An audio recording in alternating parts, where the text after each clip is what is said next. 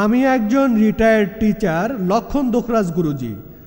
আমার প্রশ্নটা হলো, আমাদের কি করা উচিত সার্বজনীন ভ্রাতৃত্ব বাড়ানোর জন্য? কোন বিষয়টাতে আমাদের বেশি গুরুত্ব দেওয়া উচিত? সেই বিষয়টা কি ধর্ম, নাকি সেটা সমাজবিজ্ঞান, নাকি রাজনীতি? আপনি কি বিষয়টা দয়া করে আমাকে বুঝিয়ে বলবেন? ভাই, আপনি প্রশ্ন করেছেন যে সর্বজনীন ভ্রাতৃত্বের জন্য কোনটার উপর গুরুত্ব দিতে হবে, সেটা কি ধর্ম, নাকি সমাজবিদ্যা, নাকি সেটা রাজনীতি? ভাই, আমি এই বিষয় নিয়েই এতক্ষণ ধরে লেকচার দিলাম। আমি আবারও একই কথাগুলো বলবো না, আমার উত্তরটা একই হয়ে যাবে।